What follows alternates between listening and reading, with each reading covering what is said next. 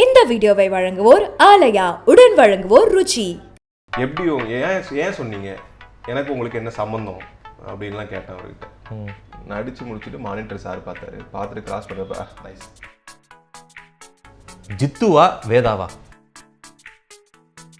சேதன் என்ன பண்ணிருப்பான்னு என்னால் ஓரளவுக்கு கேஸ் பண்ண முடியும். கடைசி அவுட்புட் பயங்கரமா இருக்கும். ஜித்து கேரக்டர் வந்து எப்படி இருக்கும்னு என்னால் ரசிக்க முடியுது, என்னால் இப்போவே யோசிக்க முடியுது. கண்டிப்பாக வந்து அவங்க நவாஸ் சார் சேதனாக்கெல்லாம் அப்படிதான் அது நடந்திருக்கும்.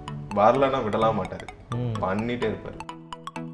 கதை கேட்பாரு இல்லை, கதை கேட்குறப்ப அவர் டிராவல் பண்ணி வந்த எல்லா முகங்களுமே அவருக்குள்ள ஓடிட்டே இருக்கும். ஜோசியெல்லாம் கிடையாது, இதெல்லாம் வந்துருவோட அதெல்லாம் கிடையாது. அது ஒரு ஆழமான நம்பிக்கை. தலைவர் வந்து நம்ம தோல் மேலே கை வச்சு நிற்கிறாரு ஒரு ஃபேம்லன்னா டான்ஸ் என்ன வரும், அது தானாக வந்துடும். நீங்கள் யார், நான் யார், விஜய் சேதுபதி எதுக்கு விவேக் பிரசனாவை பற்றி பேசுறது?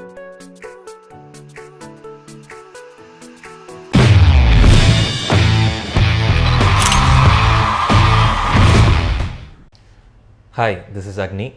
Alia powered by Ruchi presents behind oats மாத்தியோசியில் இன்றைக்கி நம்ம ஆக்டர் விவேக் பிரசன்னா அவர் இருக்கார். அவருடைய பேட்டை எக்ஸ்பீரியன்ஸ் பற்றியும் அவருடைய மற்ற ப்ராஜெக்ட்ஸ் பற்றியும் அவரோட ஜேர்னி பற்றியும் பேச போகிறோம். Welcome to the show brother. வணக்கம் அக்னி, நல்லா இருக்கு பேர். நன்றி. எப்படி இருக்கீங்க? நல்லா இருக்கு, தேங்க்யூ. விஜய் சேதுபதி அவர்கள் சொன்ன அந்த வார்த்தை, சினிமோட்டோகிராஃபர் ஆகணும் அப்படின்னு ஊருக்கு வந்தவங்கள ஒரு ஆக்டர் ஆகிருக்கு. ஆமாம். எந்த தருணத்தில் அவர் சொன்ன வார்த்தை சரிதான் அப்படின்னு நீங்கள் உணர்ந்தீங்க? எனக்கு வாய்ப்பு வர ஆரம்பிச்சது இல்லை அப்போது. அது நம்ம சினிமோட்டோகிராஃபர் இருந்துட்டு திடீர்னு நடிக்க வாய்ப்பு வருது. இது சரியா தவறான்னு தெரில. சேதன் நான் ஒரு வார்த்தை சொல்கிறாரு. ஸோ அது வந்து அப்போ தான் முடிவெடுக்கிறேன் நான், நடிகை நான் இன்னொன்று. ஏன்னா அதுக்கப்புறம் அது வரைக்குமே எனக்கு வாய்ப்பு வந்துட்டு தான் இருந்தது ஷார்ட் ஃபிலிமில் எல்லாமே. ஸோ ஒரு ஷார்ட் ஃபிலிம் தான் என்னை கொண்டு போய் சேர்க்குது அவர்கிட்ட, மது அப்படிங்கிற ஷார்ட் ஃபிலிம். ஸோ அதுக்கப்புறம் வாய்ப்பு நிறையா வருது ஷார்ட் ஃபிலிம்க்கு மட்டுமே. நிறைய ஷார்ட் ஃபிலிம் பண்ணேன் அந்த வருஷத்தில் மட்டும், ஒரு 10-12 ஷார்ட் ஃபிலிம் பண்ணேன்.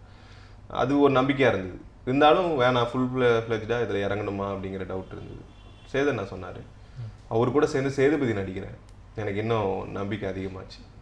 ஏன்னா அவர் அப்போது ஷார்ட் ஃபிலிம் பார்த்துட்டு அவர் சொன்னதுக்கப்புறம் ஒரு 1 இயர் கழிச்சு தான் மறுபடியும் அவரை நான் மீட் பண்ணுறேன். ஃபர்ஸ்ட் டைம் நேரில் அவர் மீட் பண்ணுறேன். அவர் பார்த்தோன்னே என்னோடய பேர் ஞாபகம் இல்லை, அவர் பார்த்தோன்னே சொன்னார், செம்மையாக நடிக்கிறடா நீ, நல்லா நடிச்சிருந்தேன் அந்த ஷார்ட் ஃபிலிமு, நான் இன்னும் 2 ஷார்ட் ஃபிலிம் பார்த்தேன், சூப்பராக நடிக்கிறேன், நீ இதில் பண்ணுறல செம்ம அப்படின்னாரு. ஸோ அந்த நிமிஷத்துலேருந்து சேதுபதி படம் நடிக்க ஆரம்பிச்சதுலேருந்து அந்த நம்பிக்கை என்ன அதிகமாகிருக்கு. ரைட். அவர்கிட்ட நீங்கள் கேட்டிங்களா, எப்படி இத்தனை பேர் நிறையா நடிகர்களை நீங்கள் பார்த்துருப்பீங்க, எப்படி அந்த ஷார்ட் ஃபிலிமில் என்னோட நடிப்பை பார்த்து இவன் நடிகன் ஆகணும், கேமரா தூக்கி போட்டு வர சொல்லுங்க அப்படின்னு எப்படி சொன்னீங்கன்னு அப்படின்னு அந்த இது எனக்கு அவருக்கு நிறைய கான்வர்சேஷன் போயிருக்கு. எப்படி ஏன் சொன்னீங்க, எனக்கு உங்களுக்கு என்ன சம்பந்தம் அப்படின்லாம் கேட்டேன் அவர்கிட்ட. நீங்கள் யார், நான் யார், விஜய் சேதுபதி எதுக்கு விவேக் பிரசனாவை பற்றி பேசணும், ஏன் நான் என்னை பற்றி தெரியாதப்போ கூட நிறைய பேர்கிட்ட சொல்லியிருக்கீங்க அப்படின்லாம் கேட்குறப்ப சிரிச்சிட்டு சொல்லுவார், அதான்டா தம்பி பான் அப்படிம்பாரு. அவர் தெரிஞ்சவன் தெரியாதவன் அப்படிங்கிற மாதிரிலாம் இல்லை. அவருக்கு ஒன்று தோணுச்சுன்னா அது மனசு விட்டு சொல்லிடுவார். அது என்ன தெரியும் தெரியாது அப்படிங்கிறதுலாம் செகண்டரி ஆப்ஷன். யாராக இருந்தாலுமே கூட நடிக்கிறவங்க இல்லை வேறு எங்கேயோ ஒரு ப்ராஜெக்டை பார்த்துருக்காரு, இல்லை ஒரு படத்தை பார்த்துருக்காரு, ஒரு ப்ராடக்டை பார்த்துருக்காருன்னா அதை பற்றி இமீடியட்டாக அப்டேட் வந்து அவங்களுக்கு போயிடும். பார்த்துட்டாரு அப்படின்னா இமீடியட்டாக உடனே பாராட்டுவார். அது நைட் எவ்வளோ நேரம் இருந்தாலும் பாராட்டுவார். அந்த மாதிரி ஒரு நபர் அவர். ஸோ அப்படி அவர்கிட்ட இதுதான் தம்பி நம்ம பாண்ட் அப்படிம்பார். இப்போ உனக்கு எனக்கு இப்படி ஒரு பாண்ட் உருவானுச்சு இல்லை, நீ யாருனே தெரியாது, நான் யாருன்னு தெரியாது இல்லை. அதுதான் விஜய் சேதுபதிக்கும் விவேக் பிரசனுக்கும் இருக்கிற ஒரு நெருக்கம் அப்படிம்பாரு. வேதா அப்படிங்கிற கேரக்டர் வந்து விஜய் சேதுபதிக்கே வந்து ஒரு அடுத்த கட்டத்துக்கு ஒரு டெவலப் பண்ணுறதுக்கான ஒரு டூலாக இருந்தது. அப்படி இருக்கும்போது இது இப்போ பேட்டை படத்தோட ட்ரெய்லரை பார்க்கும்போது கூட ஜித்து கேரக்டரும் கிட்டத்தட்ட ஒரு மாதிரி சிமிலராக இருக்கிற மாதிரி தான் தெரியுது. ஜித்துவா வேதாவா உங்களை பொறுத்த வரைக்கும்? சேது. சேது சேஃபான ஒரு பதில் சொல்கிறீங்களா? ஆமாம், இது சேஃப் இல்லை. சேதன் என்ன பண்ணிருப்பாருன்னு என்னால் ஓரளவுக்கு கேஸ் பண்ண முடியும். ஏன்னா அவர் கூட நான் 3 படம் நடிச்சிருக்கேன். ஸோ அதை வச்சு நான் சொல்கிறேன், சேதன்னா ஒரு படத்தை, ஒரு கதையை, ஒரு கேரக்டரை எப்படி வந்து கேரி பண்ணுவார் அப்படின்னு நான் கிட்ட இருந்து பார்த்துருக்கேன். அவர் ஒரு ஸ்க்ரீனில் பார்க்காம நான் ஷூட்டிங் ஸ்பாட்டில் ஒரு கேரக்டருக்கு அவர் எவ்வளோ மோல்ட் பண்ணி நடிக்க ஆரம்பிக்கிறாரு, அது எவ்வளோ தூரம் உள்வாங்கியிருக்காரு, அது எவ்வளோ தூரம் ப்ரெசென்ட் பண்ணுறாரு, அது கூடங்கிறவங்களுக்கும் எவ்வளோ தூரம் கொண்டு போய் சேர்க்குறாரு அப்படிங்கிற வரைக்கும் நான் கூட இருந்து பார்த்ததுனால ஜித்து கேரக்டர் வந்து எப்படி இருக்கும்னு என்னால் ரசிக்க முடியுது. என்னால் இப்போவே யோசிக்க முடியுது. கண்டிப்பாக வந்து அவங்க சூப்பர் ஸ்டார், தலைவர் நவாசுதீன் சார் அண்ட் சேதர்னா 3 பேரோட காம்போ வந்து ரொம்ப, அதாவது ரொம்ப வருஷத்துக்கு அப்புறம் இந்த மாதிரி ஒரு காம்போ நம்ம எனக்கு தெரிஞ்சு தமிழில் இனிமேலும் இப்படி நடக்குமாலாம் எனக்கு தெரியாது. இந்த படம் பேட்டை வந்து அப்படி ஒரு எக்ஸ்பீரியன்ஸாக தான் இருக்கும் எல்லாருக்குமே பார்க்குறவங்களுக்கு. ஸோ நான் படத்துலேயே நான் இருந்தால் கூட ஒரு சின்ன போர்ஷன் தான் நான் பண்ணியிருக்கேன். இருந்தால் கூட நானும் பயங்கரமான ஒரு வெறித்தனமான தலைவர் ஃபேனாக, சேதன்னாவோட பயங்கரமான ஒரு தம்பியாக, நவாசுதீனோட ரசிகனாக நான் வெயிட் பண்ணிட்டு இருக்கேன். குறிப்பாக இது வந்து தலைவரோட படம், தலைவரை ரொம்ப நேசிக்கிற கார்த்திக் சுப்பராஜ் படம். அது ஒரு பெரிய ஒரு விஷயம் இல்லை. இந்த படத்துக்கு இவ்வளோ எக்ஸ்பெக்ட் பண்ணுறதுக்கு ஒரு முக்கியமான காரணம் கார்த்திக் சுப்பராஜ் வந்து ஒரு மிகப்பெரிய தீவிரமான Rajini sir fan. Rajini sir அவரை பார்த்துட்டு வந்த எல்லாருக்குமே, இல்லை அவர் கூட ஒர்க் பண்ணவங்களா இருக்கட்டும், அவங்கக்கிட்ட ஒரு ஸ்டோரியோ இல்லை ஒரு இன்சிடென்ட்டோ கண்டிப்பாக இருக்கும் ரஜினி சார் ரிலேட்டடாக. அது ஏன்னா அவர் ரொம்ப உண்மையாக பழகுவார், இயல்பாக பழகக்கூடிய ஒரு மனிதர். அப்படி விவேக் பிரசன்னாவோட ஒரு ரஜினி மொமெண்ட் அப்படின்னு அதை சொல்லுவீங்க? ஃபர்ஸ்ட் டே ஃபஸ்ட்டு ஷாட் அவர் கூட எனக்கு ஃபர்ஸ்ட் டே ஷூட்டு படத்தில் நடிக்கிறேன். நடித்து முடிச்சுட்டு மானிட்டர் சார் பார்த்தாரு. பார்த்துட்டு கிராஸ் பண்ணப்ப நைஸ் அப்படின்ட்டு போனார். அது வந்து நான் மறக்கவே மாட்டேன் நான். அப்புறம் ஸ்பாட்டில் வந்து இதுக்கு முன்னே நடித்த படங்கள் அவர் என்னென்னா டக்குன்னு பார்த்துட்டே இருப்பார். எல்லாரையுமே கூட நடிக்கிறவங்க அந்த செட்டில் இருக்கிற எல்லாரையுமே அவர் கவனிச்சுட்டே இருப்பார்.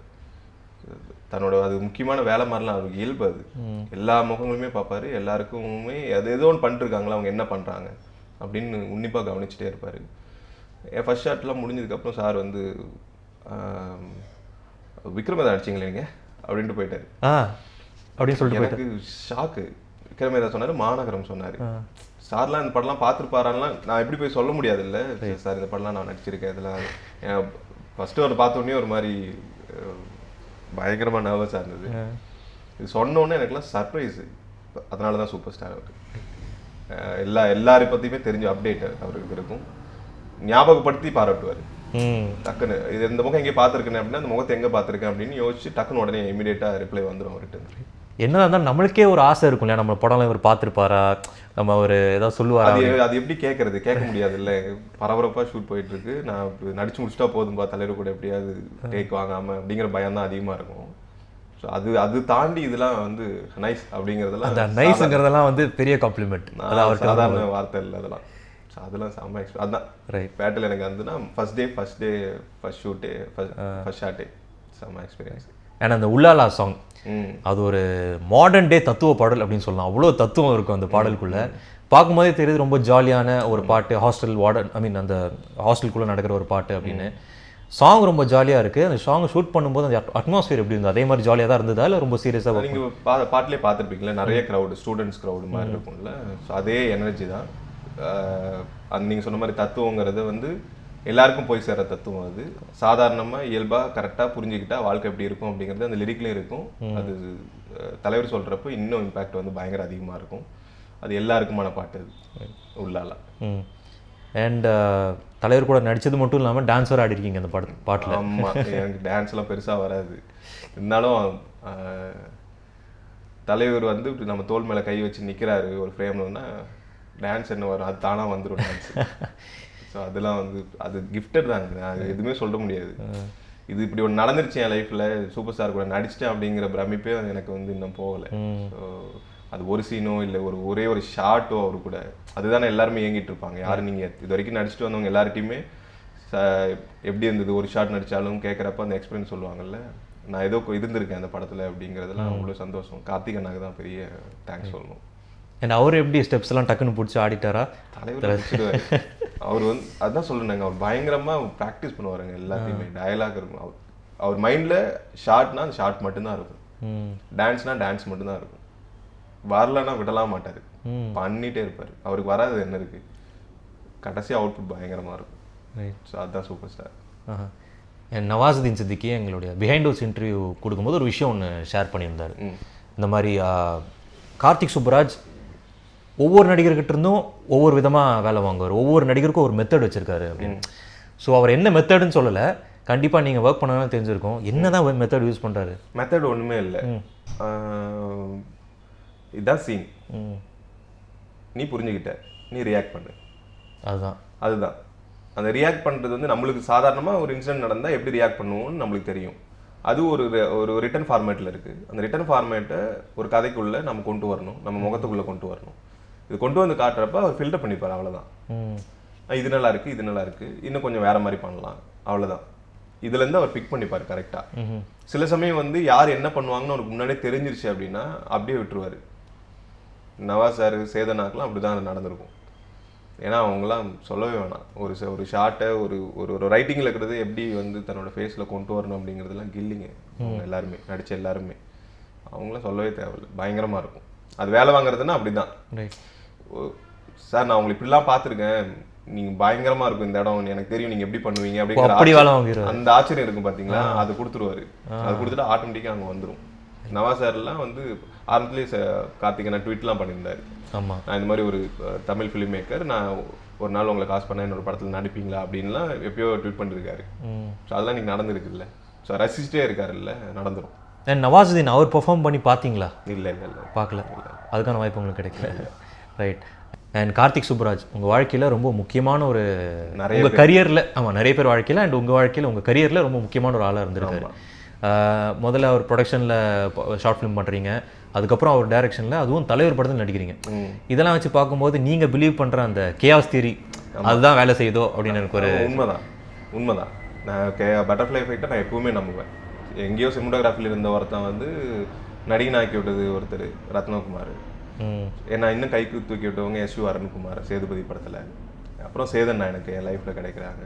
இது எல்லாமே ஒரு மிராக்கலாக இருக்கிறப்ப தான் கார்த்திக் சுப்பராஜ் என்ன ஆகும். ஷார்ட் ஃபிலிமில் நான் இருக்கிறப்ப, படம் நடிக்கிறதுக்கு முன்னாடி ஷார்ட் ஃபிலிமே எங்களுக்கு ப்ரொஜெக்ட் பண்ணி எல்லாருமே வெளியே ஒரு பிளாட்ஃபார்ம் பெருசாகணும் ஷார்ட் ஃபிலிமுக்குன்னு சொல்லி ஸ்க்ரீனிங் பண்ணார் நிறைய ஷார்ட் ஃபிலிம்ஸை. அவரும் இனிஷியேட்டிவாக நிறைய வேலை பார்த்து ஹார்ட் ஒர்க் பண்ணி பண்ணார் பெஞ்ச் டாக்கீஸ் மூலமாக. அது மூலமாக நிறைய பேர் வெளியே தெரிஞ்சோம். ஸோ அதுக்கப்புறம் இமீடியட்டாக வந்து இரவில் எனக்கு வாய்ப்பு கிடைச்சிது ப்ராப்பராக பெஞ்ச் காஸ்ட் மூலமாக. அவர் வந்து பெஞ்ச் காஸ்ட், பெஞ்ச் டாக்கீஸ் இதெல்லாம் ஆரம்பித்து ஸ்டோன் பெஞ்சில் போயிட்டு இருந்தப்போ பெஞ்ச் காஸ்ட் மூலமாக ஆடிஷன் பண்ணி இரவிக்கு நான் செலக்ட் ஆனேன். ஒரு சின்ன போர்ஷன் எஸ்.ஜே. சூர்யா சார் கூட பண்ணியிருப்பேன். அதுக்கப்புறம் இமீடியட்டாக அவரோட ப்ரொடக்ஷன் மேயாதமான். ஸோ இதெல்லாம் அவர் வந்து ரொம்ப நாளாக எல்லாருமே வாட்ச் பண்ணிட்டே இருப்பார். எல்லாருமே எல்லா ஷார்ட் ஃபிலிமும் பார்த்துட்டே இருப்பார். எல்லா ஆர்டிஸ்ட் யாரெல்லாம் நடிச்சிட்டு இருக்காங்க, நல்லா எந்த டைரக்டருக்குலாம் நல்லா இருக்குது, இன்புட் எப்படி இருக்குது. ஏன்னா ஒரு பிளாட்ஃபார்ம்லேருந்து வந்த ஒரு நபர். ஸோ அவருக்கு அது பெரிய மெயின் ஸ்ட்ரீம் வரப்போ எந்த ஸ்ட்ரகிள்லாம் இருக்கும், ஏன்னா அவர் அங்கேருந்து வந்ததுனால அது வந்து அடுத்த ஜென்ரேஷனுக்குலாம் இருக்கக்கூடாதுன்னு சொல்லி தான் இந்த இனிஷியேட்டிவே பண்ணார். அது நிறைய பேருக்கு ஹெல்ப்ஃபுல்லாக இருந்தது. அப்படி தான் ரத்னகுமாருக்கு வந்து மேயாதமன் ஃபஸ்ட்டு ப்ரொடக்ஷனில் ஃபஸ்ட்டு படம் ரத்னகுமாருக்கு. ஸோ அப்படி தான் கார்த்திகை நான் வந்து ஒரு கேரிங் பர்சன். அவர் சுற்றி இருக்கிறவங்க, அவர் பார்த்துட்டு இருக்கிறவங்க எல்லாரும் லிஃப்ட் பண்ணி மேலே தூக்கிட்டு வருவார். அண்ட் கார்த்திக் நேதா, ஆமாம், 96ஓட லிரிசிஸ்ட். என்னோட அண்ணா, உங்களோட அண்ணா. ஆமாம். அண்ட் அவர் இப்படி இங்கே வந்து பெருசாக வெளியே தெரியல நீங்கள் ரெண்டு பேரும் பிரதர்ஸ் அப்படிங்கிறது. ஆமாம். பட் ஸ்டில் அவர் வந்து நல்லா அவரோட கரியர் வந்து என்னதான் தொட்டி ஜெயால ஆரம்பித்தாலும் இப்போ அவர் வந்து ஒரு அடுத்த கட்டத்துக்கு போயிருக்காரு அஸ் லிரிசிஸ்டாக. எப்படி ஃபீல் பண்ணுறீங்க சார் பிரதர்?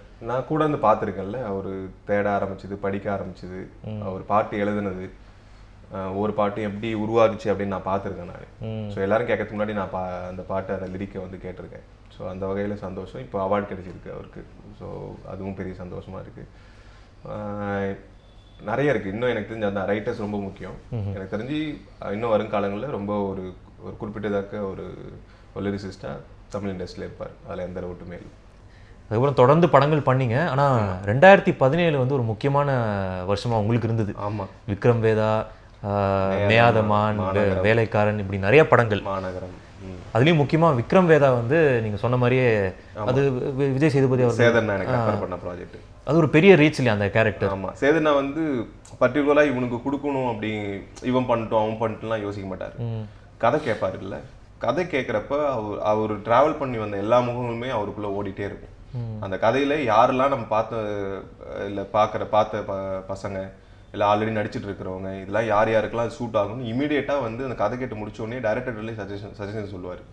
இதெல்லாம் நல்லாயிருக்கும், கண்டிப்பாக நீங்கள் போகணுன்னு கூட சொல்ல மாட்டார். நீங்கள் ஆடிஷன் கூப்பிட்டு வைங்க, கண்டிப்பாக நான் சொன்னது கரெக்டாக இருக்கும் அப்படின்னு சொல்லுவார். ஸோ அந்த நம்பிக்கை வந்து அவர் நிறைய பேருக்கு மேலே வச்சுருக்காரு. அதுதான் சேதனாவோட குணம் எப்போவுமே. அதை பார்த்துட்டு சொல்கிறப்போ டைரக்டர் வந்து ஓகே சேதுக்கு சொல்லிட்டாரு அப்படின்னு சொல்லி கூப்பிடுவாங்கல்ல. கூப்பிட்டுட்டு லாக் பண்ணி முடிச்சதுக்கப்புறம் அவர்கிட்டே மறுபடியும் சொல்லுவாங்க. ஃபர்ஸ்ட் ஷெட்யூல் முடிஞ்சதுக்கப்புறம் இல்லை படம் முடிஞ்சதுக்கப்புறம் நீங்கள் கரெக்டாக ரெஃபர் பண்ணிருக்கீங்க, ஒரு சூப்பராக இருந்தது அந்த போர்ஷன்லாம் அப்படின்னு அவங்களுக்குள்ள பேசிப்பாங்க. ஸோ அது ரெஃபர் பண்ண ப்ராஜெக்ட் தான். எனக்கு கிடைச்ச எல்லாமே நல்ல ப்ராஜெக்ட்ஸ். 2017 ரிலீஸ் ஆனதும் சரி, கிடைச்சதும் சரி, இப்போது நடிச்சிட்டு இருக்கிற ப்ராஜெக்ட்டும் சரி, எல்லாமே வந்து எனக்கு கிஃப்டட்னு நினைக்கிறேன் நான். சேதுபதி அவர்களுடைய ஜட்மெண்ட் வந்து கரெக்டாகிடுச்சு. கரெக்டான ஜட்மெண்ட் தான். சேதன்னா ஜட்ஜ் பண்ணால் கரெக்டாக இருக்கும். கரெக்டாக இருக்கும். அது எனக்குன்னு இல்லை, எல்லாருக்குமே. ரைட். லாஜிக்கல் பர்சன் அவர் யோசிக்கிற விதம், அவர் ஜோசியெல்லாம் கிடையாது, இதெல்லாம் வந்துரோட அதெல்லாம் கிடையாது. அது ஒரு ஆழமான நம்பிக்கை வாழ்க்கை மேலே, மனுஷனுக்கு மேலே அவருக்கு இருக்கும். அது வச்சா உண்மையாக வச்சிருவார் அந்த நம்பிக்கையை. அந்த நம்பிக்கையே வந்து உன் மேலே நான் பயங்கரமாக நம்புறேன் அப்படின்னு நம்ம யாராச்சும் நான் உங்களை பார்த்து சொல்லிட்டா உங்களுக்கு ரெஸ்பான்சிபிலிட்டி வந்துடும்ல. அதுதான் பயங்கரமான பாசிட்டிவ் வைப்பு அந்த மனுஷன். ஸோ அது யாராக இருந்தாலுமே சேதனை சொன்னால் நடக்கும். பேட்டையில் வந்து தலைவர் வந்து ஹாஸ்டல் வார்டனாக நடிக்கிறாரு, காளி. ஸோ காளி ஸ்ட்ரிக்டான வார்டனா இல்லை செம்ம ஜாலியான வார்டனா? பொங்கலுக்கு வராது வார்டன், பொங்கல், அதனால் பார்க்கலாம். ஸ்ட்ரிக்ட்டு இந்த ஜாலி அதை கூட ரிவீல் பண்ணக்கூடாதா? பொங்கலுக்கு வராது. பொங்கலுக்கு வர பொங்கலில் வந்து தீபாவளி சரவடி காத்திருக்கு பாருங்க, அவ்வளோதான். பேட்டை சரவடி தான். ஆல் ஃபார் தலைவர் fans and all for Vijay Sethupathi fans, Karthik Subbarajan fans, Nawazuddin fans. Right. எல்லாம் பெரிய காஸ்டிங் குரூப் இல்லை. நான் சொல்கிறதெல்லாம் ஒன்றுமே கிடையாது. அந்த சர்ப்ரைஸ்லாம் அவங்க தேட்டரில் தான் பார்க்கணும் எல்லாரும். அதுதான் நல்லாயிருக்கும். ஸோ பக்கா மாஸ் காத்துட்ருக்கு. ஆமாம். நீங்கள் எங்கே படம் பார்க்க போகிறீங்க பேட்டை படத்தை? ஃபர்ஸ்ட் டே ஃபர்ஸ்ட் ஷோ சென்னையில் எந்த தேட்டரில் கிடைக்குதோ, எந்த தேட்டரில் கிடைக்குதோ உங்களுக்கே டிக்கெட் கிடைக்குதோ. ஆமாம், கண்டிப்பாக அப்படி கிடைக்கும்லாம் எதிர்பார்க்கக்கூடாது. அதெல்லாம் புக் ஆகிடும் பயங்கரமாக. அது எந்த தேட்டரில் கிடைச்சோ டக்குன்னு பார்த்துருவோம், அவ்வளோதான். அது எந்த தேட்டராக இருந்தாலும் சரி. ரொம்ப சந்தோஷம் உங்ககிட்ட பேசினதில். பெஸ்ட் விஷஸ் பேட்டேக்காக இருக்கட்டும், உங்களுடைய ஃபியூச்சர் ப்ராஜெக்ட்ஸ் 2019 வரக்கூடிய ப்ராஜெக்ட்ஸ் இருக்கும். தேங்க்யூ. எல்லாருக்குமே நீங்கள் எல்லா படங்களும் வெற்றி அடையணும்னு வாழ்த்துறேன். Thank you so much. Behindwoods நேயர்களுக்கு வணக்கம். பேட்டை ஸோ இன்னும் நிறைய படங்கள் வந்து காத்துட்ருக்கு. ஸோ பாருங்கள், எல்லோரும் தேட்டருக்கு போய் பாருங்கள். Thank you so much.